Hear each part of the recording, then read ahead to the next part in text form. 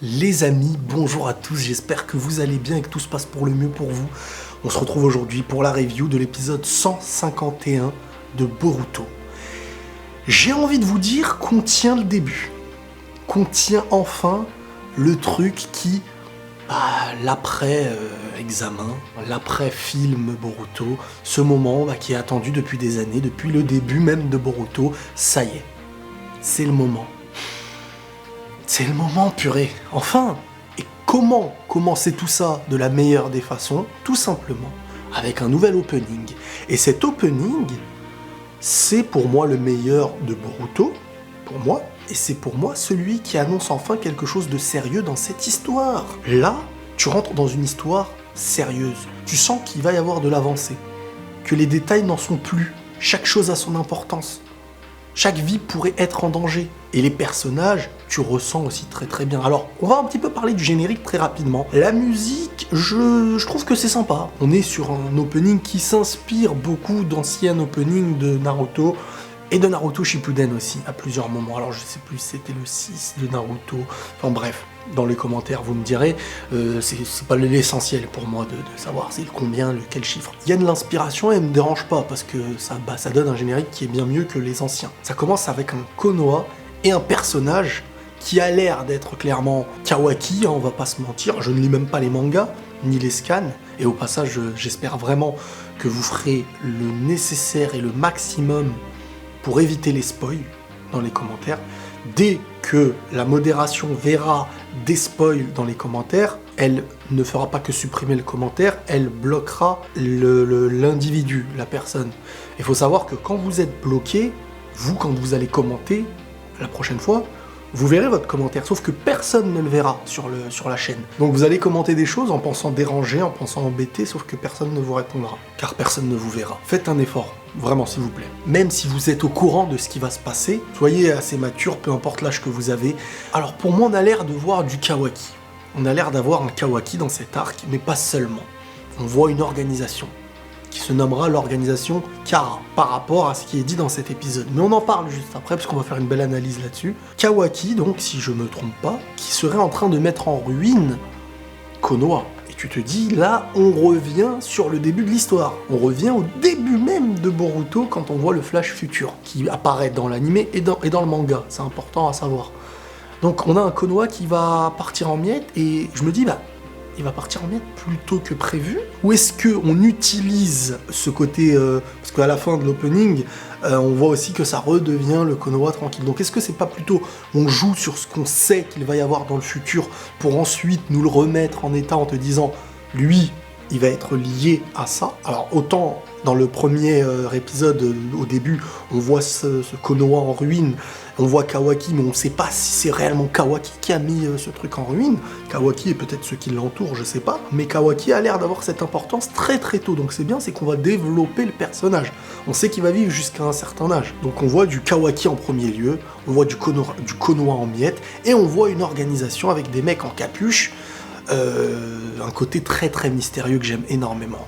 Ça, ce côté organisation, on en parle après. Ce qui est intéressant, c'est qu'on voit que Kawaki, exposé en dessin comme une ombre par rapport à Boruto, a l'air d'avoir quelque chose que Boruto peut avoir, a l'air d'être un lien, ont l'air de ne faire presque qu'un, et je pense que c'est le sceau, en fait.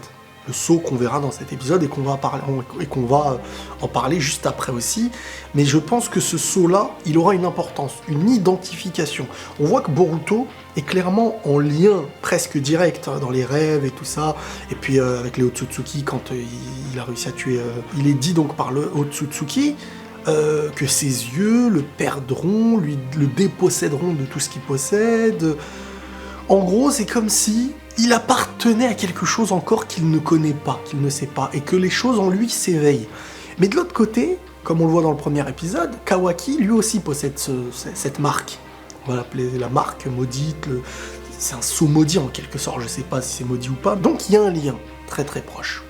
On en parlera un peu plus profondément encore après peut-être. Dans l'épisode, on va pas s'attarder sur le combat avec le chef des Mujina et tout ça. Globalement, ce qu'il faut retenir pour moi, c'est que le chef des Mujina, il aura servi à développer le début d'un Boruto qui se rend compte de cette marque, qui commence à le déposséder de quelque chose. On se dit, il n'est plus maître de lui-même quand elle apparaît. Donc faudrait la maîtriser peut-être. Mais là, sur le coup, il est vraiment dans un danger. Il est vraiment... alors c'est le début, les premières fois où cette marque apparaît. Voilà, on nous marque le coup. Donc il fallait à un moment servir à ça. On se disait donc à quoi servirait ce combat et tout ça. On a à mes yeux le truc. Voilà, le boss des Mujina et tout ça, le combat avec Boruto. Dans un moment aussi où Boruto était étranglé, donc à ça de la mort, le signe qu'il avait sur la main, le logo là, le losange, il a grossi. Donc, est-ce que quand il se rapproche de la mort, il y a un lien avec le fait que ça éveille quelque chose en lui, c'est comme un instinct de survie? Je sais pas. On voit un tantôt truc qui aussi s'est éveillé un petit peu à du courage, à du combat.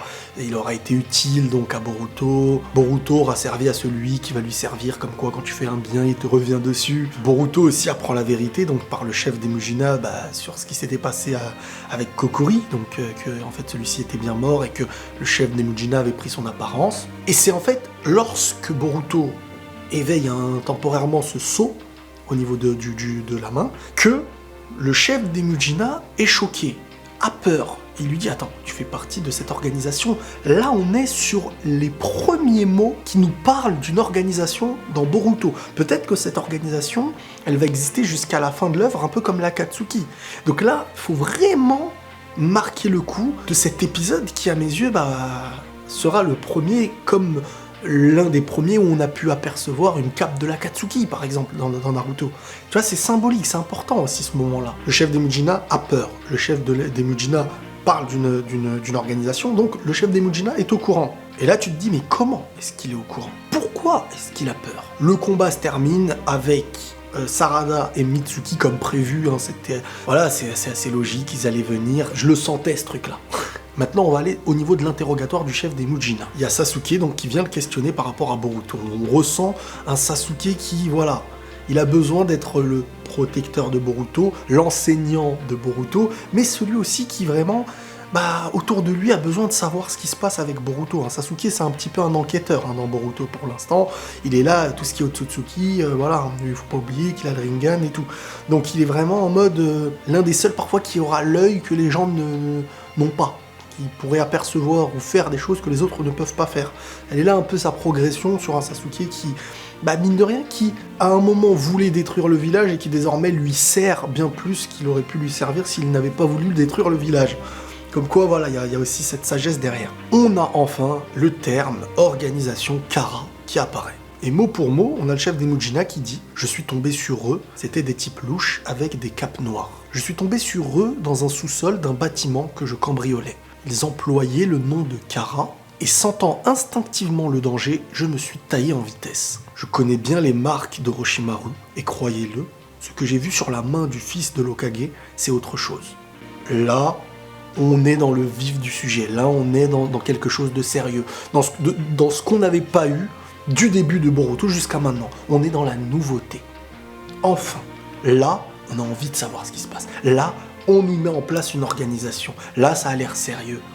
Tout est mis en place pour nous mettre dans ce bain. Qu'est-ce que c'est que cette organisation avec les éléments qu'il peut y avoir derrière? Enfin, devant plutôt. Ce qui me vient en tête, là je vous le dis sans réfléchir, ce qui me vient en tête, c'est qu'on voit des mecs qui ont l'air d'être peut-être à la recherche de certaines choses sur Terre ou je ne sais où. Ils ont l'air de mettre une importance par rapport aux marques que Boruto peut avoir et que, comment il s'appelle, Kawaki lui aussi possède. Est-ce que Kawaki, il fait partie de l'organisation? Est-ce qu'il va en faire partie? Ça, c'est les questionnements que j'ai. Est-ce qu'ils vont demander à Boruto de venir et de le prendre pour faire partie lui aussi de cette organisation? S'ils sont à la recherche de ces choses-là, c'est peut-être parce qu'il faut soit combattre quelque chose de puissant, donc unir les sceaux, je sais pas, qui donneraient naissance à un genre de Jubi actuel, soit vaincre les mecs qui possèdent ces sceaux parce qu'ils peuvent s'éveiller à quelque chose qui deviendrait dangereux. Est-ce que cette organisation, elle est là pour être méchante? Quel est leur objectif réel? Parce que je pense pas qu'ils vont donner un objectif d'être méchant pour être méchant, c'est pas l'optique de Naruto, Boruto dans cette œuvre. On n'écrit pas un personnage juste je suis méchant pour être méchant. Il y a un départ.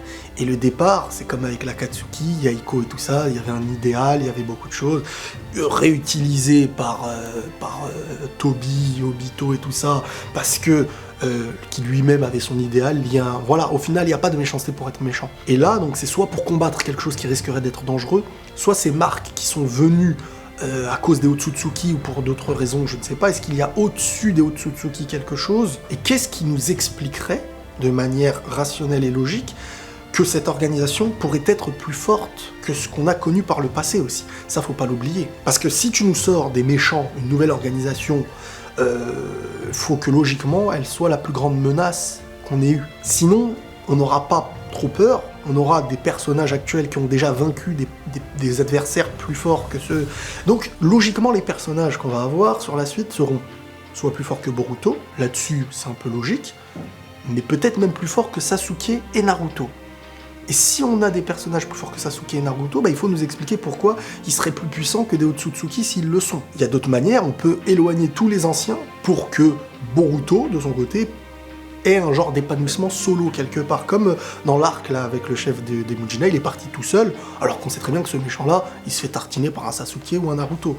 C'est pour ça que je vous dis qu'un arc comme le Mujina, là, c'est pas quelque chose qui, je pense, serait grandiose. Mais là où on avance, je pense que ça va prendre une énorme part sur la création de l'histoire de Boruto et tout. Le lien maintenant qu'il pourrait y avoir entre Kawaki et Boruto. Parce que je pense vraiment, au vu de à la fin, quand on les voit, enfin à la fin, au début de Boruto, quand il y a un flash futur, il y a un lien entre eux. Il y a quelque chose de très très profond entre eux qui les unit. Et je pense vraiment c'est cette marque qui fait qu'elle explique quelque chose qu'ils ont en commun et qu'ils doivent être les seuls peut-être à avoir en commun. Et que soit donc ils vont être traqués, soit ils vont être rivaux, soit l'un va accepter, l'autre va pas accepter, mais il y aura quelque chose entre eux qui mettra cette importance. Qui va mettre cette importance et qui les rendra uniques. Ils vont soit être préservés, soit combattre ensemble, soit avoir des idéaux différents qui fait que pendant un long moment ils vont devenir le Sasuke et le Naruto de Boruto, quoi. Et là, on peut développer un milliard de choses, ça peut être magnifique, je vous dis la vérité. On peut aller dans quelque chose de très très profond. Il se pourrait même qu'on en arrive à un moment où Boruto ne pourrait même plus rejoindre les siens, donc il serait solo dans son coin, parce que cette marque-là, ce qu'il possède, comme il a été dit dans la prophétie, ça le dépossédera de ce qu'il a, et en étant avec les siens, il serait quelque chose de dangereux pour les siens. Donc pour préserver ce qu'il aime, il devrait peut-être s'en aller et avoir une vie un peu plus en solo. J'exagère peut-être, hein, je fais que de la théorie sur beaucoup d'éléments qu'on peut avoir, enfin sur le peu d'éléments qu'on peut avoir. Mais ce lien qu'il pourrait y avoir avec Kawaki, il pourrait être profond, vraiment. Ne serait-ce que ce qu'on voit dans l'opening. À part si c'est des images inventées, mais on n'invente pas comme ça des trucs comme ça. Je pense vraiment que Kawaki et Boruto vont exister longtemps dans cette œuvre. Maintenant, l'organisation Kara, est-ce qu'on va la faire?